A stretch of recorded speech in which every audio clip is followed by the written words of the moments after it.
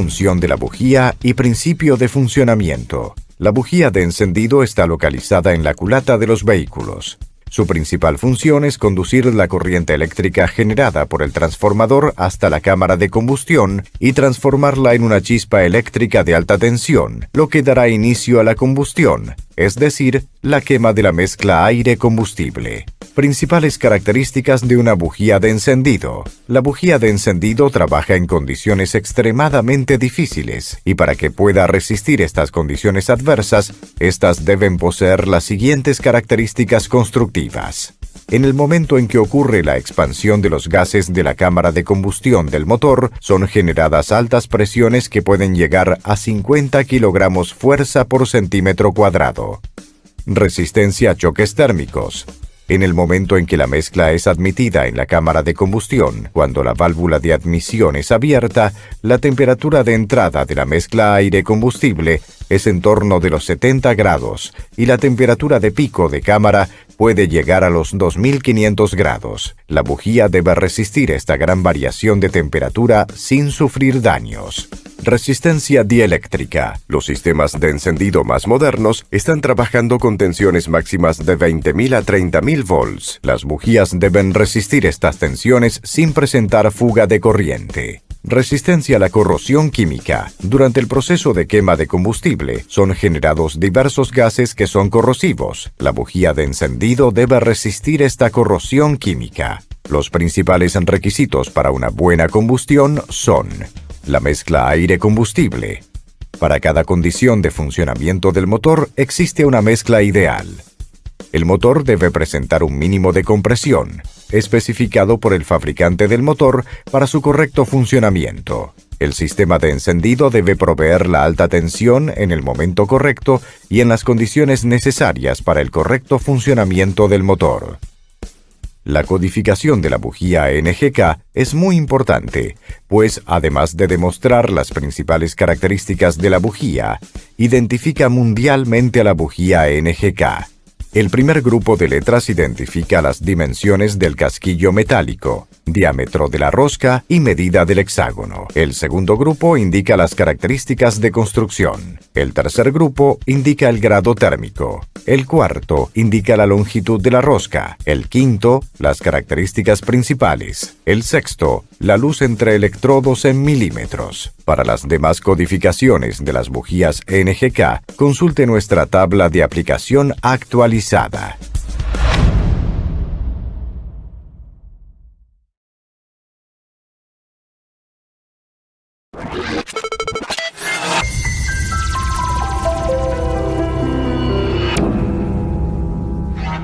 Determinación del grado térmico. Durante el funcionamiento del motor, ocurre el proceso de combustión de la mezcla aire-combustible. Este proceso genera calor. Parte de este calor es disipado por los componentes del motor, como block, culata, pistones y válvulas. Otra parte es transferida para la bujía. La bujía disipa calor por medio de su rosca, pasando de la rosca de la bujía para la culata y de la culata para el sistema de enfriamiento, es decir, refrigeración del motor. El grado térmico es la capacidad que la bujía posee de disipar el calor. Una bujía caliente es una bujía que disipa menos calor que una bujía fría, ya que una bujía fría disipa más calor que una caliente. ¿Cómo es definido el grado térmico? En función de que los motores generan cargas térmicas diferentes, cada tipo de motor tiene una bujía con un grado térmico específico. La determinación del grado térmico es realizada por medio de instrumentos de medición que son instalados en un motor, que a su vez es acoplado a un dinamómetro de motor. Este equipamiento simula todas las condiciones de funcionamiento del motor, además de realizar testes que serán imposibles en un vehículo, como por ejemplo, test de rotación de potencia máxima y torque máximo para toda la vida útil de la bujía. Otro ejemplo es la simulación de uso en tránsito intenso que puede ser frecuente en grandes ciudades. Son realizados diversos test de funcionamiento en todas las condiciones de carga y rotación. Con el uso de una bujía especial, denominada bujía termométrica, es verificada la temperatura de la punta de encendido de la bujía. Para combustible gasolina, la temperatura debe estar entre 450 y 850 grados. Para combustible etanol, la temperatura no debe sobrepasar los 750 grados. También realizamos testes de sobrecarga térmica, donde adelantamos el punto de encendido y verificamos si hay presencia de preencendido. Estos tests son realizados por nuestra ingeniería de desarrollo y homologados junto a las ensambladoras. Por lo tanto, los clientes siempre deben consultar la tabla de aplicación NGK o el manual del fabricante del automóvil.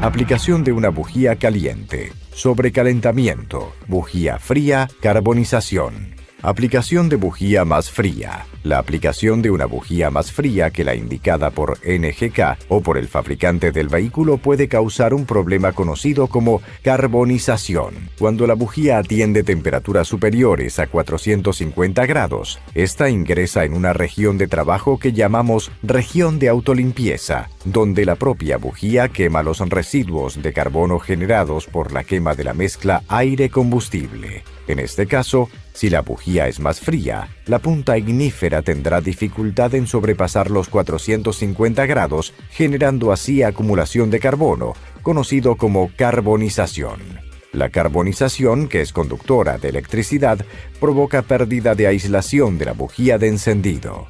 Para la bujía de encendido carbonizada, no se recomienda la limpieza y sí su sustitución. Cuando es realizada la limpieza con un cepillo de acero, esta acelera el desgaste de la bujía, pues provoca redondeo de los electrodos, remueve el baño de protección aplicado en el casquillo metálico y deposita residuos de metal en el aislador, residuos que son conductores de electricidad. Otros factores que provocan la carbonización: mezcla de aire-combustible demasiado rica, punto de encendido atrasado, funcionamiento del motor en marcha lenta o en baja velocidad por largos periodos, baja compresión del motor, uso de combustible de mala calidad, filtro de aire obstruido, problemas en el carburador, problemas en el sistema de inyección, motor quemando aceite, falta del termostato, luz entre los electrodos muy cerrada. Aplicación de bujía más caliente. La aplicación de una bujía más caliente que la indicada por NGK o por el fabricante del vehículo puede causar un problema conocido como sobrecalentamiento. En este caso, la punta de la bujía puede sobrepasar los 850 grados para gasolina o 750 grados para etanol, convirtiéndose en un punto caliente dentro de la cámara de combustión. El punto caliente puede inflamar la mezcla de aire-combustible antes del momento de la chispa de encendido. Este fenómeno es conocido como preencendido. La situación de ocurrencia es más común en la región de potencia máxima. Otro fenómeno recurrente del aumento de la temperatura en la cámara de combustión es la detonación, que se caracteriza por ocurrir después de la chispa de la bujía. El aumento brusco de presión de la cámara de combustión provoca un ruido característico, similar a golpe metálico, también conocida como detonación. Su presencia es más común en la región de torque máximo de motor.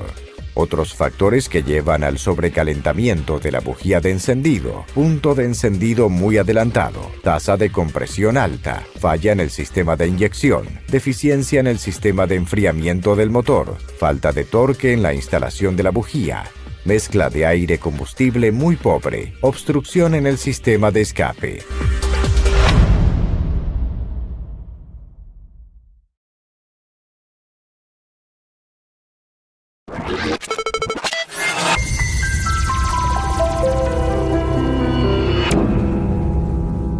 Tensión requerida, desgaste de la bujía y mantenimiento preventivo. El poder de puntas es la capacidad que todo cuerpo electrizado posee de descargar la energía por sus puntas.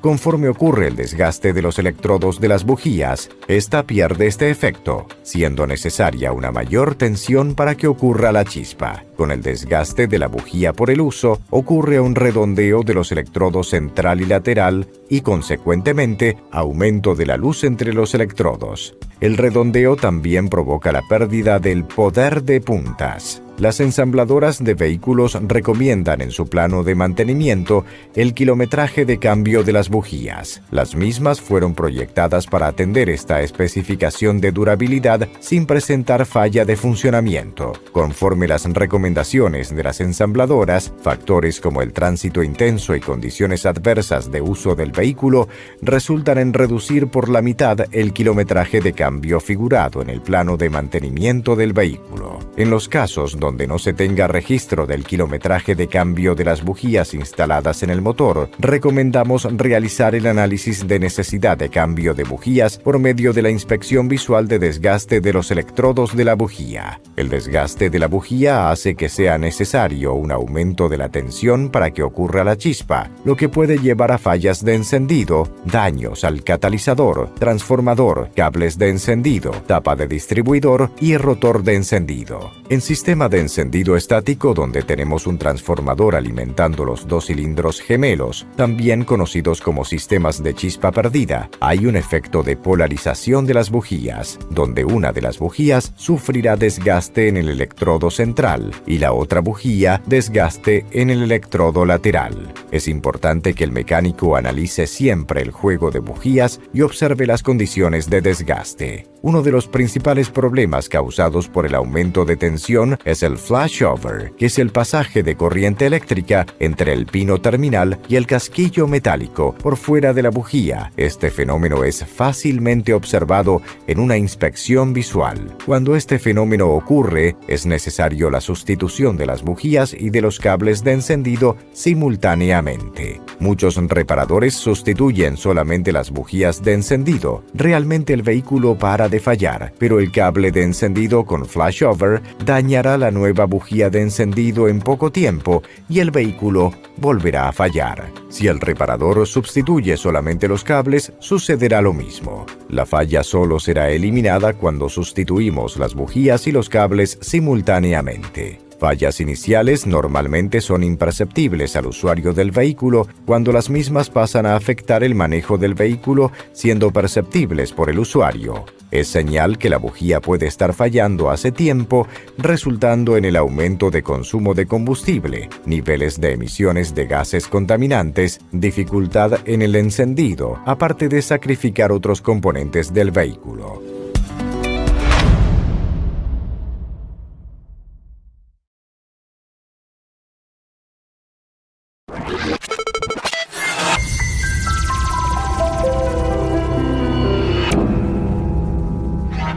Tipos de bujías.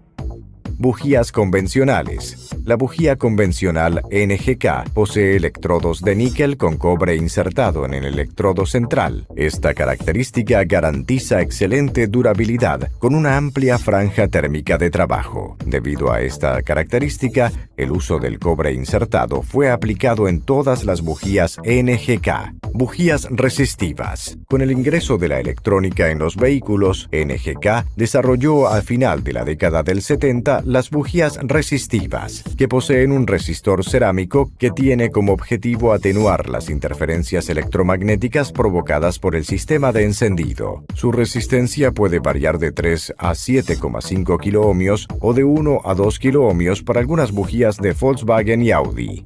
Bujías Green Plug. Desarrollada en los años 80 para dar solución a una necesidad de las ensambladoras de atender las leyes de emisiones de gases contaminantes. Esta bujía posee una gran ventaja. Su chispa ocurre en los laterales de los electrodos, aumentando la energía del frente de llama, lo que proporciona una mejor quema de combustible, reduciendo también las emisiones de gases contaminantes. La bujía con corte en el electrodo central en forma de V y el electrodo lateral cóncavo es una exclusividad de NGK. Bujías V-Power. En algunos mercados, como el mercado norteamericano, la bujía Green Plug que acabamos de citar, que posee la chispa produciéndose en los laterales de los electrodos, también es conocida como bujía V-Power. Bujías de múltiples electrodos. Son bujías que poseen una alta durabilidad con un costo reducido. Fue ampliamente utilizada por la industria automovilística en los años 90. Independientemente del número de electrodos, produce una chispa por vez, siempre entre los electrodos que presentan mejor ignibilidad. Bujías G-Power. Son las bujías de platino tipo GP. Poseen punta de platino en el electrodo central, lo que brinda gran durabilidad, economía de combustible y reducción de emisiones de gases contaminantes y aumento de ignibilidad. Bujías Laser Platinum. Son las bujías de tipo P. Poseen punta de platino en el electrodo central y pastilla de platino en el electrodo lateral. Tienen las mismas características de las bujías de platino tipo GP. Poseen un mejor desempeño en los sistemas de encendido de tipo estático sin distribuidor, pues brinda la durabilidad e ignibilidad del platino en los dos electrodos de la bujía. Algunos tipos poseen cobre insertado también en el electrodo lateral, lo cual mejora la disipación térmica de la bujía. Bujías Iridium. Son las bujías del tipo IX. Poseen punta de iridium en el electrodo central. Son la última tecnología en bujías de encendido direccionadas a motores de alta performance, brindando una alta durabilidad, economía de combustible y reducción de gases contaminantes. Bujías Láser Iridium.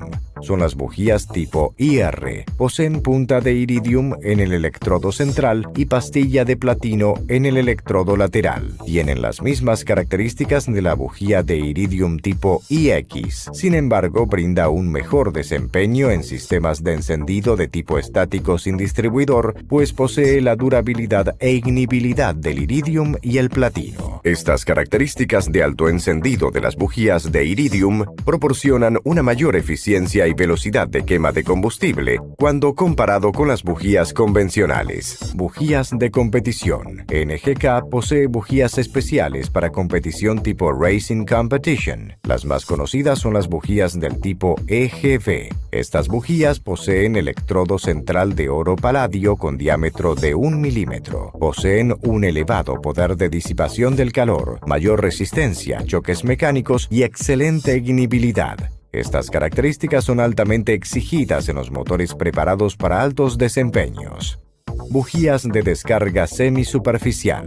Las bujías de descarga semisuperficial son aplicadas en condiciones de alto desempeño donde los motores atienden altas rotaciones de trabajo, generando altos niveles de vibraciones mecánicas. Estas bujías no poseen electrodo lateral y resisten muy bien los choques térmicos, obteniendo un elevado grado de disipación térmica. Los motores modernos son construidos en un concepto de downsing, donde hay una reducción del volumen del motor y aumento de la eficiencia. Esto está llevando a una reducción de la cilindrada con aumento de potencia. Muchos de estos motores son del tipo multiválvulas, con más de 2 válvulas por cilindro, válvula de admisión y válvula de escape.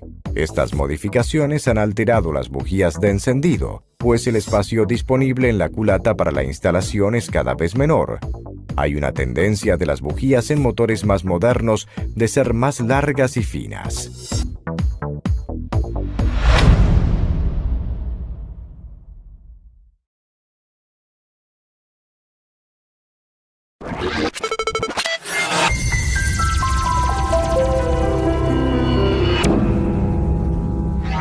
Cambio de la bujía.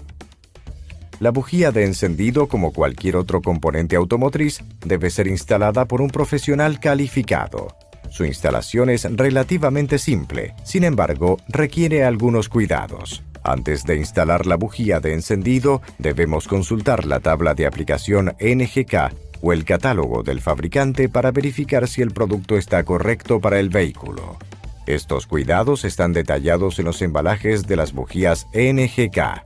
Inicialmente debemos verificar la luz entre los electrodos. La bujía sale de la fábrica NGK con una luz regulada. Sin embargo, durante el transporte o en el manoseo de la misma puede ocurrir alguna alteración de la luz. Para facilitar esta instalación, existe una herramienta que es un tubo de goma.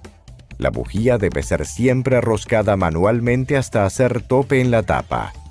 No es recomendado instalar objetos entre las bujías y la culata, pues pueden afectar el intercambio térmico. Para finalizar la instalación, el torque de ajuste de la bujía es muy importante, pues es por medio de la rosca que la bujía intercambia calor con la culata del motor. La bujía de encendido debe ser apretada según una tabla de torque. En esta tabla es tenido en cuenta el diámetro de la rosca y el material de la culata. Para esta tarea, el técnico debe utilizar un torquímetro calibrado. La bujía también puede ser ajustada aplicando un torque angular. Para las bujías nuevas que poseen arandela, debe ser aplicado un apriete de 180 a 270 grados. Para bujías ya instaladas, donde ya hubo una deformación de la arandela, debemos aplicar un torque de 30 a 45 grados. Bujías sin arandela, aplicar 22,5 grados de ajuste, independientemente si la bujía es nueva o reutilizada. La aplicación de un exceso de torque puede dañar la bujía de encendido, como así también la falta de torque puede afectar el intercambio térmico de la bujía. Una manera simple de evidenciar la aplicación del exceso de torque es por medio de la deformación de la arandela. Arandelas con espesor muy fino indican un exceso de torque. El uso de herramientas inadecuadas o el mal estado de conservación puede dañar la bujía de encendido. La inclinación de la llave durante la colocación también puede dañar la bujía de encendido.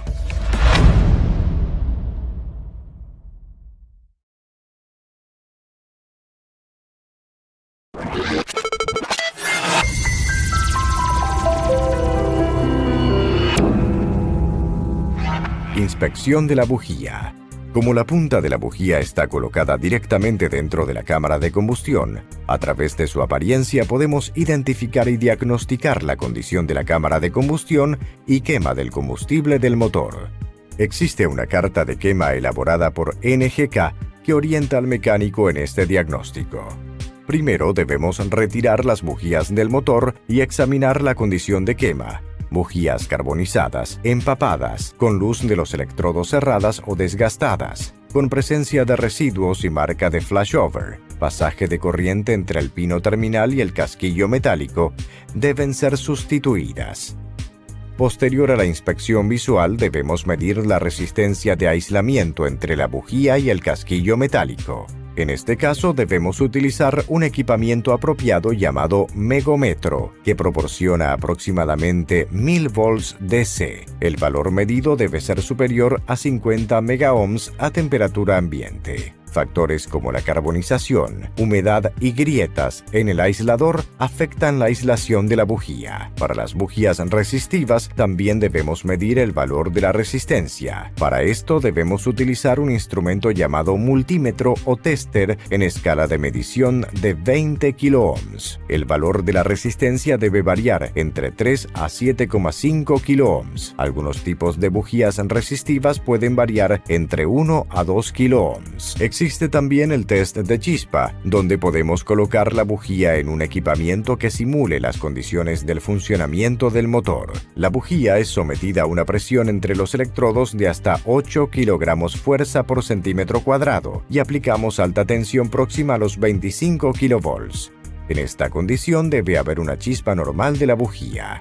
Cuando hay fallas de encendido en el motor del vehículo, hay como hacer un test práctico, que consiste en desconectar los inyectores de combustible, uno por vez para identificar en cuál de los cilindros ocurre la caída de rotación. Cuando la caída de rotación es menor en relación a los otros cilindros, indica que la falla de encendido está sucediendo en este cilindro. Estos tests, sin embargo, no son aplicables cuando la falla ocurre en cargas parciales. Una vez identificado el cilindro, podemos cambiar la bujía que está fallando a otro cilindro. Si la falla cambia de cilindro, esta puede estar ocasionada por la bujía. Sin embargo, si la falla permanece en el mismo cilindro, es señal que esta falla no es provocada por la bujía de encendido. Alertamos que al realizar este test, en muchos sistemas de inyección generan un código de falla que podrá encender la luz de advertencia de mal funcionamiento del sistema de inyección. Por lo tanto, es necesario tener un equipamiento de escáner actualizado y compatible con el vehículo para leer y apagar la falla ocasionada por este test. Para hacer este test, el mercado acostumbra a retirar los cables de encendido. Sin embargo, esta práctica no es recomendada, pues a pesar del riesgo de accidentes debido a la alta tensión de los cables, el combustible no quemado es enviado al sistema de catalizador de escape, pudiendo ocasionar daños a estos sistemas. Con la ayuda de un osciloscopio también podemos realizar el test del sistema de inyección. Para este test debemos colocar la pinza inductiva que capta la señal del secundario del sistema de inyección. Por medio del análisis de la curva generada por el sistema de encendido, podemos hacer un diagnóstico. Debemos comparar con la curva característica de formación de la chispa del sistema de encendido con funcionamiento normal con la curva generada por el vehículo. La posición 1 del gráfico indica la ruptura del dieléctrico, es decir, la tensión de chispa o tensión de disparo.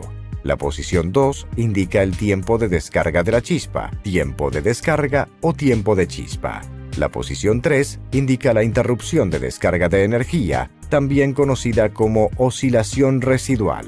La posición 4 indica la reanudación de la curva de la bobina. Con el sistema operando correctamente observamos las curvas uniformes siguiendo un orden de encendido del motor. Cuando tenemos apenas una de las curvas con inclinación acentuada, descarga lenta de corriente, indica un problema en un cilindro. Esta falla normalmente es generada por problemas de resistencia alta en el circuito de un único cilindro. Puede ser provocada por oxidación en el cable de encendido, oxidación del terminal de la bujía u oxidación en uno de los terminales de la tapa del distribuidor o aún inicio de carbonización.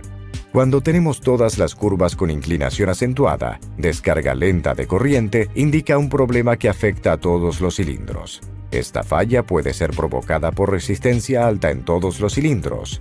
Puede ser provocada por oxidación en el cable de bobina, rotor de encendido, tapa del distribuidor u oxidación en todos los cables de encendido. O inicio de carbonización en todas las bujías. Cuando la línea de chispa está estrecha y alta, indica alta tensión de disparo del sistema de encendido. Esta falla puede ser causada por cable de encendido interrumpido, bujía muy desgastada, bujía con luz excedida o alta tasa de compresión en el cilindro.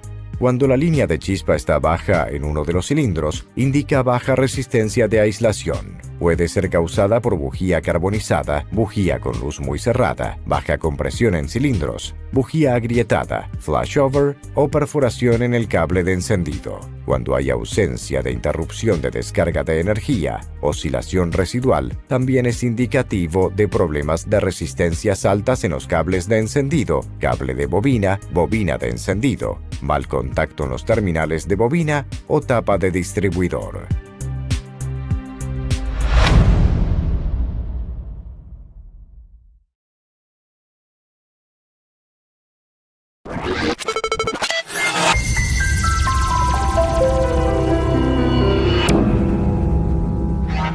Sonda lambda. Función del sensor. Desde los años 50, los grandes centros urbanos industrializados están enfrentando grandes problemas ambientales provocados por la contaminación del aire. Con esto, muchos países vienen estableciendo límites para las emisiones de gases contaminantes de los vehículos automotores. Podemos citar como ejemplos la norma Euro en Europa, la norma CAAA que establece los padrones Tier 1 y Tier 2 en Estados Unidos, además de la norma Proncove de Brasil. Actualmente los niveles de emisiones mundiales tienden a valores muy bajos, que se acercan a los límites de las diferentes normas aplicadas. Otro factor que contribuye a esta tendencia es el hecho que muchos países no poseen industria automovilística local y adoptan el padrón internacional como base de sus programas. La quema incompleta de combustible es uno de los principales factores para el aumento de los niveles de emisiones de gases contaminantes en automóviles. El control de la mezcla aire-combustible pasó a tener una gran importancia en los vehículos modernos. La mezcla estequiométrica es la mezcla ideal, donde tenemos la cantidad correcta de combustible para la cantidad correcta de aire. En este caso, tenemos la mejor condición para la quema de combustible. Cuando la mezcla presenta exceso de combustible, la llamamos mezcla rica. Otra situación que podemos encontrar es la falta de combustible en la mezcla, también denominada como mezcla pobre. Para atender al control de límites de emisiones contaminantes, los automóviles pasaron a utilizar sistema de post-tratamiento de gases de escape, también conocidos como catalizadores.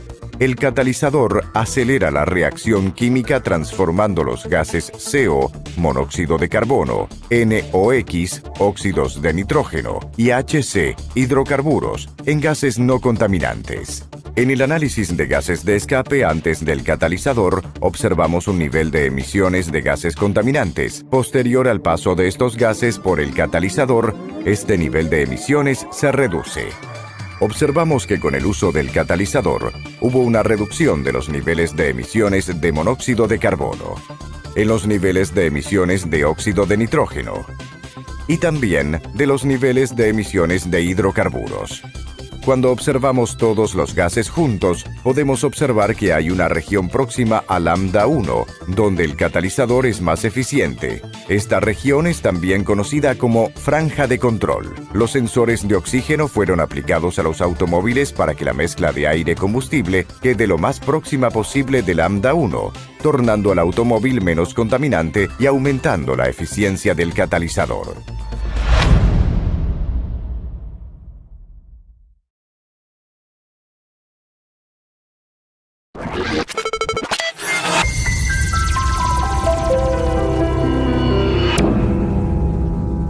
Principio de funcionamiento. El sensor de dióxido de circonio tiene como forma más común el de tipo dedal. Este sensor mide la concentración de oxígeno presente en los gases de escape y hace una comparación de la concentración de oxígeno con el aire de referencia presente en el interior del sensor. Para entender el funcionamiento del sensor, debemos recordar que el aire presente en el medio ambiente tiene aproximadamente 21% de oxígeno. Como parte del oxígeno que está presente en la relación aire-combustible, es utilizada para quemar el combustible. Siempre tenemos menos oxígeno en los gases de escape que el presente en el aire de referencia. Por medio de la información de concentración de oxígeno, podemos identificar la condición de la mezcla aire-combustible, si ella está rica o pobre. El dióxido de circonio, material del cual está hecho el sensor de oxígeno, posee una característica física que es permitir el pasaje de iones de oxígeno cuando este material es calentado por encima de los 350 grados centígrados. Entonces, el gerenciamiento de la mezcla aire-combustible se lleva a cabo después que ocurre el calentamiento de la sonda.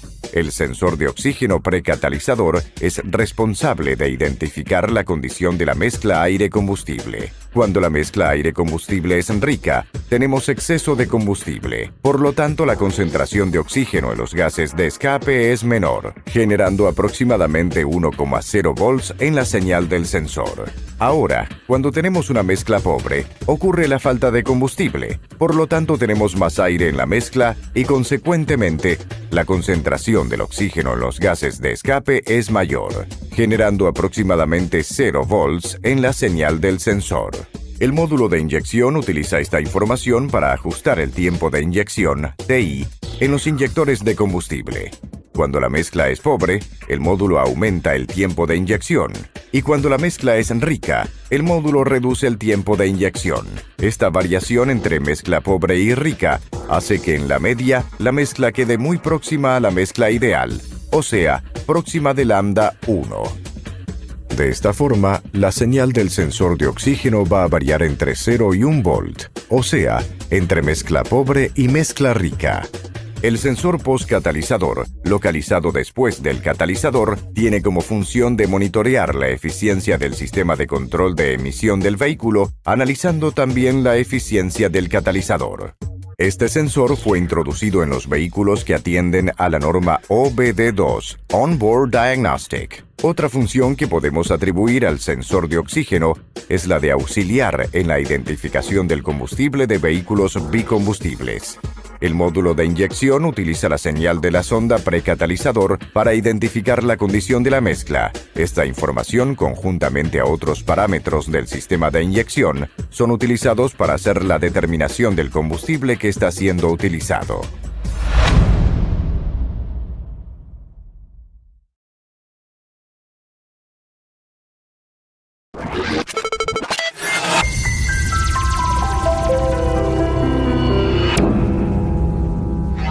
Tipos de sensores. La primera pieza que observamos en el sensor de oxígeno es el tubo protector.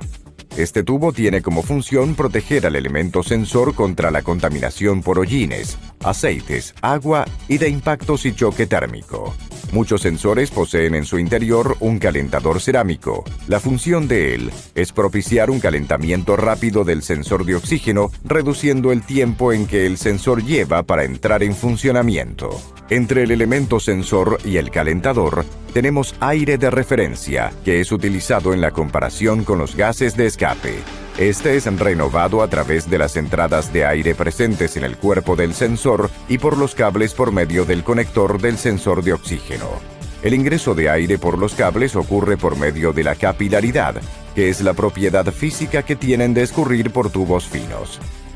El formato del elemento sensor puede ser dividido en dos: tipo dedal y tipo planar. El sensor tipo dedal posee una forma cilíndrica en forma de dedo.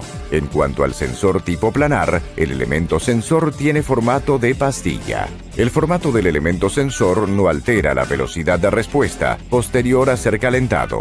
Su velocidad es determinada por el material del elemento sensor. La grasa que es aplicada en la rosca del sensor es llamada Never Seez. La misma está compuesta de microesferas de níquel. Esta evita la adherencia entre la rosca del sensor y el tubo de escape, conduce corriente eléctrica y facilita la instalación y desinstalación. Esta grasa es especial para altas temperaturas y resiste hasta 1300 grados. Todo sensor NTK viene con esta grasa aplicada. Los colores de los cables del sensor de oxígeno NTK son padrones. El cable negro es de señal de la sonda, el cable gris o tierra, negativo de señal, y los dos cables blancos son de alimentación del calentador. Podemos encontrar en el mercado sensores de un único cable. Estos sensores poseen solamente un único hilo negro de señal. Su calentamiento ocurre a través del propio funcionamiento del motor. Con esta característica, el tiempo que el sensor toma para entrar en funcionamiento es mayor y su posicionamiento debe ser próximo al múltiple de escape. Su toma a tierra es a través del cuerpo del sensor colocado en el tubo de escape. Con el tiempo de uso, el tubo de escape tiende a oxidar y puede provocar fallas en el funcionamiento del sensor de oxígeno. Los sensores de dos cables poseen el cable negro de señal y el cable gris de tierra. En este sensor, el calentamiento también ocurre por medio del propio funcionamiento del motor. Los sensores de tres cables fueron utilizados largamente por la industria automovilística. Poseen el cable negro de señal y dos cables blancos que son el de alimentación del calentador, que tienen por finalidad calentar el sensor más rápidamente. Su tierra es por medio del cuerpo del sensor con el tubo de escape. Con el uso, el tubo de escape tiende a oxidar y puede provocar fallas en el funcionamiento del sensor de oxígeno. Los sensores de 4 cables representan a la mayoría de los sensores utilizados actualmente. Poseen un cable negro de señal y cable gris, que es la tierra de señal, y dos cables blancos, que son la alimentación del calentador del sensor. Por poseer sistema de calentamiento, el tiempo de comenzar a funcionar es menor, reduciendo así los niveles de emisiones de gases contaminantes en la fase fría del motor y proporcionando diversas posibilidades de posicionamiento para la instalación. De acuerdo con la evolución de las leyes de emisiones de gases contaminantes, también podemos clasificar los sensores de 4 cables como sensores tipo convencional. Los dos cables blancos que alimentan el calentador tienen la misma tensión de alimentación del módulo de inyección.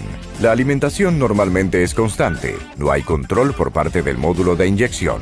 El tiempo de calentamiento para conseguir 350 grados es en torno de unos 60 segundos, es decir, solo entra en funcionamiento después de este tiempo. Sensores tipo FLO son los sensores Fast Light Off, es decir, sensores de calentamiento rápido, consiguiendo 350 grados en torno a los 15 segundos. Por poseer un calentador de mayor potencia, la alimentación del calentador debe ser controlada por el módulo de inyección a través de una señal PWM, modulación por ancho de pulso. Sensores tipo UFLO son sensores Ultra Fast Light Off, es decir, sensores de calentamiento ultra rápido. Su tiempo de calentamiento para conseguir los 350 grados es menor a los 12 segundos. Estos sensores poseen calentadores controlados también por señal PWM. Señal PWM o Pulse Width Modulation O modulación por ancho de pulso. Es cuando tenemos una señal tipo encendido y apagado. A través de él es controlado el tiempo que la señal está encendida y el tiempo que está apagado. Cuando la sonda está fría, el calentamiento queda más tiempo encendido y menos tiempo apagado. La tensión es próxima a 12 volts. Conforme la sonda va calentando, disminuimos el tiempo que el calentador queda encendido y aumentamos el tiempo en que queda apagado. Con esto, la tensión media queda próxima a los 5 volts. Como podemos observar, los sensores convencionales FLO y UFLO visualmente son muy parecidos. Por lo tanto, es muy importante que el reparador mecánico utilice la tabla de aplicación de sensores NTK para identificar el sensor correcto para su vehículo. El sensor postcatalizador es un sensor de oxígeno que puede ser de calentamiento convencional o de calentamiento rápido FLO. Su tipo es definido por la ensambladora de vehículos durante la fase de desarrollo del motor. Es muy importante que el reparador mecánico consulte la tabla de aplicación de NTK para identificar la aplicación correcta de los sensores de oxígeno. Sensores de 5 cables. Son sensores tipo UEGO. Estos sensores también son llamados sensores lineares o sensores de banda larga, wide range. Por presentar su señal constante, sin oscilación, este sensor indica directamente la lambda de la mezcla o la relación aire-combustible. En este sensor, el cable negro es el negativo, el cable blanco es el positivo de la corriente IP, el cable gris es el positivo de la tensión VS y los cables azul y amarillo son la alimentación del calentador.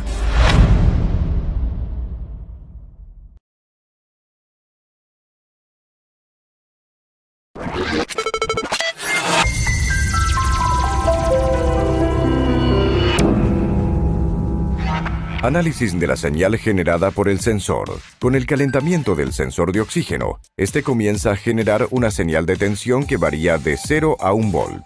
Cuando la mezcla está rica, la señal está próxima a 1 volt. Cuando la mezcla está pobre, la señal está próxima a 0 volt. El gráfico que generalmente encontramos en la señal del sensor de oxígeno es una curva cíclica que oscila de 0 a 1 volt en una condición de rotación constante. El primer ítem que debemos analizar es el tiempo que la señal generada por el sensor tarda para salir de pobre a rico y de rico a pobre. Este tiempo no puede superar los 300 milisegundos. Caso que el tiempo de respuesta del sensor fuera mayor que 300 milisegundos, debemos sustituir el sensor. Para esta medición debemos utilizar un osciloscopio y el motor del vehículo debe estar en una rotación aproximada a los 2000 RPM. El sensor posee una vida útil por encima de 80.000 kilómetros. Con el uso, la cerámica porosa del elemento sensor lo satura con los gases de escape y el tiempo de respuesta se reduce. Factores como uso de combustible de mala calidad, mezcla rica, motor quemando aceite, choques en el cuerpo del sensor pueden reducir su vida útil. Como el sensor de oxígeno trabaja en condiciones críticas y sometido a altas temperaturas del colector de escape, NTK recomienda que se verifique el correcto funcionamiento del sensor anualmente o cada 30.000 kilómetros. Por medio del análisis de la señal generada por el sensor de oxígeno, podemos diagnosticar el funcionamiento del mismo. Señal del sensor precatalizador.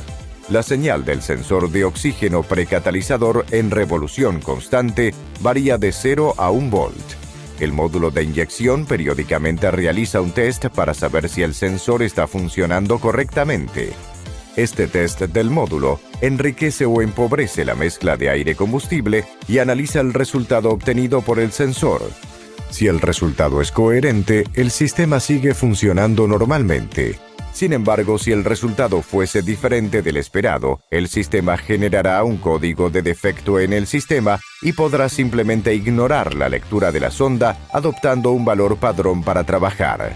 Normalmente, este valor es próximo a 450 milivolts cuando es medido con escáner y cuando es medido directamente en la sonda, la tensión es próxima a los 800 milivolts. Señal del sensor postcatalizador.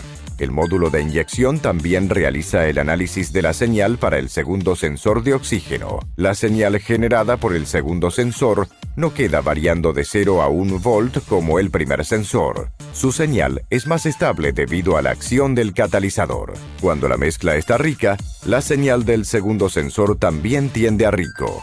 Cuando la mezcla está pobre, la señal del segundo sensor también tiende a pobre. En caso que la señal del segundo sensor comience a oscilar entre 0 y 1 volt, es señal que el catalizador está perdiendo eficiencia. Debemos tener cuidado durante este test, pues en determinadas condiciones el catalizador puede saturarse y la señal del segundo sensor tiende a oscilar. En este caso, acelere y suelte el acelerador algunas veces. La señal de la segunda sonda debe volver a quedar estable. Cuando la señal del segundo sensor está igual al primer sensor, puede ser un indicativo que el vehículo está sin catalizador o el catalizador perdió completamente su eficiencia. Señal del sensor lineal. La señal generada por el primer sensor lineal es una curva de corriente. Cuando la corriente es positiva, tenemos una mezcla pobre. Cuando la corriente es 0, estamos con una mezcla ideal lambda 1. Y cuando la corriente es negativa, tenemos una mezcla rica. Con el uso de este sensor tenemos un control mejor de la mezcla aire-combustible, pues sabemos exactamente la condición de la mezcla, diferente de sensores de oxígeno que informan solamente la condición rica o pobre de la mezcla. Los motores más modernos ya utilizan este sensor, principalmente los motores que trabajan con mezcla estratificada, también conocido como motores de quema pobre y motores de inyección directa de combustible. Para el diagnóstico de este sensor debemos observar la condición de la mezcla, pues si el motor estuviera trabajando en una estrategia de mezcla pobre, la lectura del sensor será de un lambda mayor que 1, y si el motor estuviera trabajando en una estrategia de mezcla rica, el módulo indicará un lambda menor que 1, y si el módulo estuviera trabajando en una estrategia de mezcla estequiométrica, tendremos un lambda igual a 1. El módulo de inyección calcula un lambda ideal para la condición de funcionamiento del motor. Después este compara con el valor de lambda medido por la sonda. Si los dos valores estuvieran iguales, es señal que la mezcla es correcta. Caso que los valores de lambda sean diferentes al sistema, generará un código de fallas. Debemos entonces realizar un diagnóstico completo del sistema de inyección. Test con multímetro. Podemos realizar el análisis del sensor a través del comportamiento de la señal generado por el mismo. Para captar la señal generada por el sensor de oxígeno o por la alimentación del calentador, el reparador mecánico no debe realizar ninguna perforación en el cable del sensor o en el cableado del vehículo. Recomendamos que el reparador mecánico utilice un cableado para test. De esta forma no habrá daños ni en el cableado del vehículo ni en el del sensor de oxígeno. El primer test que realizamos en el sensor de oxígeno es la medición de la resistencia del calentador. Esta medición es realizada en 2 cables blancos y su resistencia debe variar de 2 a 14 ohms. Para este test, el sensor debe estar a temperatura ambiente. En caso que el valor encontrado sea diferente del indicado, el sensor debe ser sustituido. En el test de alimentación del calentador, debemos medir la tensión de alimentación proporcionada por el módulo de inyección al calentador de la sonda a través de 2 cables blancos. Para sensores convencionales, la alimentación debe ser de un mínimo 10,5 volts. En caso de tensión menor, es señal que hay un problema en la alimentación para el módulo de inyección. Para sensores del tipo FLO y UFLO, existe un control de alimentación del sensor a través de una señal PWM. En este test, con el sensor frío, verificaremos una tensión próxima de 12 volts cayendo para próximos 7 volts y después de calentado próximo a 5 volts. En caso que el valor encontrado sea diferente al indicado, debemos chequear el cableado del vehículo y la alimentación proporcionada por la salida del módulo de inyección. El test de la señal generado por la sonda es realizado entre los cables negro y gris. Recordemos que el sensor solo genera señal cuando el elemento sensor está por encima de los 350 grados. Por lo tanto, debemos esperar a que el motor se caliente. En aceleración constante, la señal debe variar de 0 a 1 volt. Durante aceleraciones rápidas, la señal queda próxima a 1 volt. En desaceleraciones rápidas, la señal queda cerca de 0 volt. Con este test, constatamos el funcionamiento del sensor. Sin embargo, no hay cómo saber si el tiempo de respuesta está por debajo de los 300 milisegundos. Test con osciloscopio. La gran ventaja de utilizar un osciloscopio es que podemos visualizar la señal generada por el sensor. El primer test que podemos realizar es el test de alimentación del calentador en los dos cables blancos del sensor de oxígeno. Si el sensor fuera del tipo convencional, normalmente observaremos en el test una línea continua próxima a los 12 volts. Si el sensor fuera del tipo FLO o UFLO, observaremos la señal de alimentación del tipo PWM. En este caso, vamos a observar una señal que ahora está en 0 volts, posteriormente está en 12 volts, con el módulo de inyección controlando la señal. Esta curva también es conocida como onda de tipo cuadrada. Para el test de señal, utilizamos los cables negro y gris.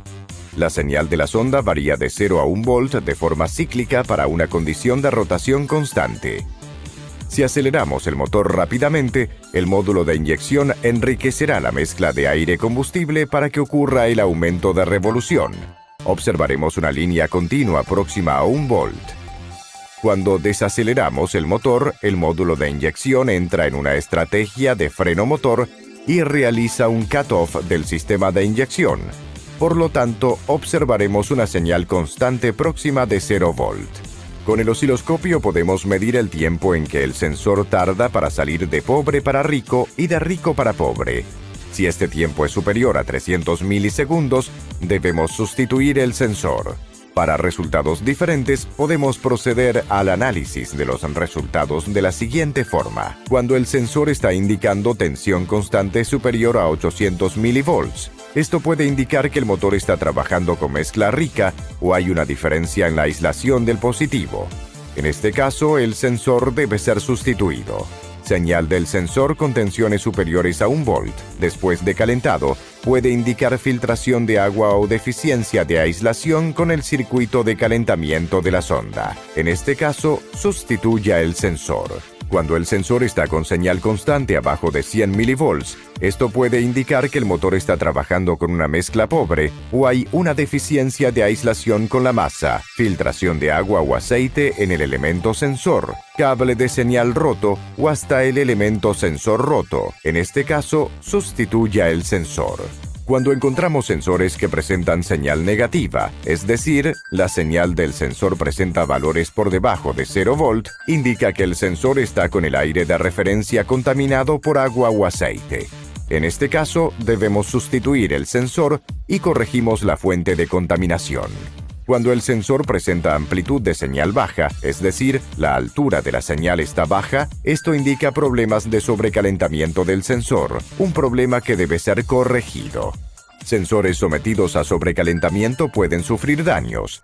En estos casos, debemos sustituir el sensor. Cuando el sensor en bajas rotaciones no genera señal o la señal está con amplitud baja, es un indicativo de que el calentador del sensor está roto o no hay alimentación para el sensor. Cuando observamos la señal desplazada para arriba o el tiempo de variación de rico a pobre es muy alta, es señal que el sensor está con contaminación por silicio. Esta contaminación está asociada al uso de combustible contaminado. En este caso debemos sustituir el sensor y corregir la fuente de contaminación del sensor.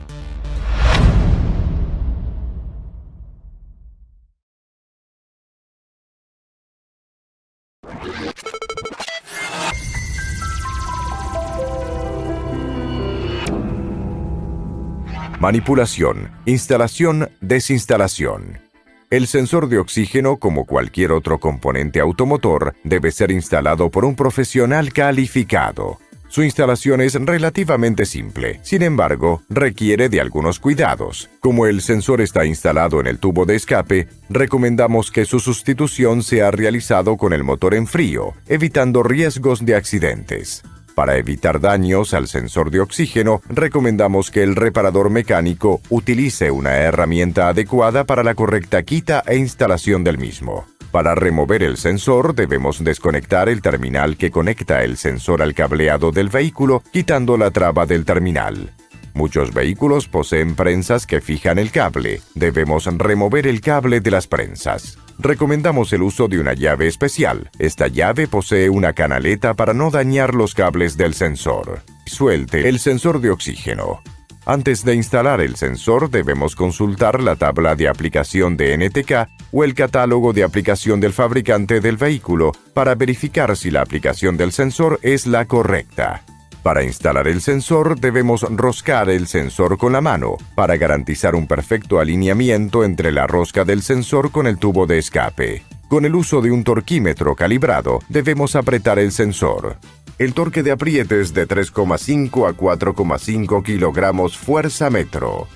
En el caso de que el reparador mecánico no posea un torquímetro, podemos enroscar el sensor con la mano hasta que haga contacto con el tubo de escape y entonces apretamos de 180 a 270 grados, es decir, de medio a 3/4 de giro. Posterior al apriete debemos colocar los cables del sensor por el pasacables del vehículo y finalmente conectar el sensor hasta que encastre en el conector del vehículo.